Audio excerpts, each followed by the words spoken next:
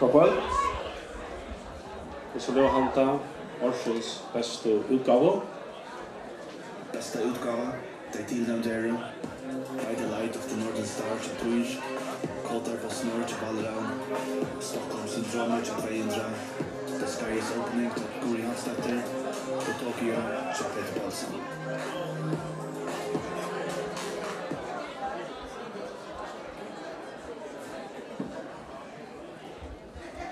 Och jag har en serien här. Det ständer rakt för bästa utgåva vi har här. Det är The Sky is Opening vid Guri Hansdatter.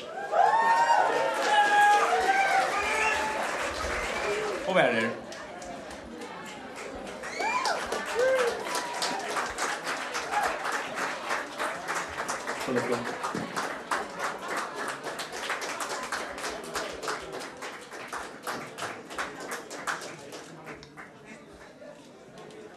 Det är 6-28. 2004. Ja, jag vet inte vad jag ska säga. Det är ordentligt. Jag vill gärna tacka alla som var villiga att göra flöna. Och särskilt tacka dig igen, mamma som var för att jag har så mycket stöd. Jag har alltid klarat att göra sådana kylskåp. Tusen tack för det.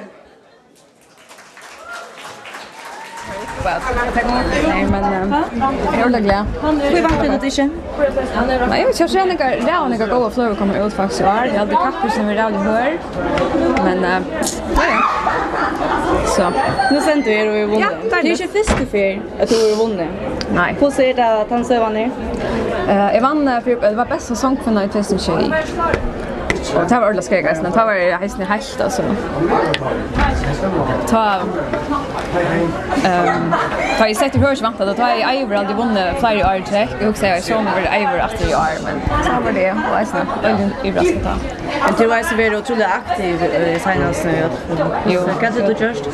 Ja, jag spalt lite år, jag har spalt ölen och rätt att inte få mig som är fram alltså i förjon och är stannas och det var på härst för att få musiken ut.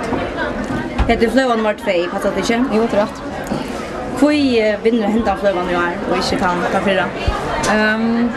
Det har faktiskt nog strikt att säga men det var fall en flöva som också räkan också bushtrockning i mån till kanske med första och som bara örvisa som bara alternativ och det var spalt ut och från tycker att det är resten något som allvarligt gör att flövan på alltså väl omtänkt.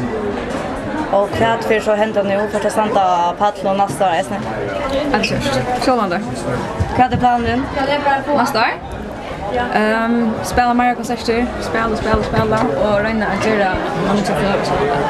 Det ska ta väl på väg nästa år. Så det kanske en flöva till 2020 eller så. Ja, kanske. Kan för så göra resten av kvällen först och njuta. Så måste du njuta när man är inne.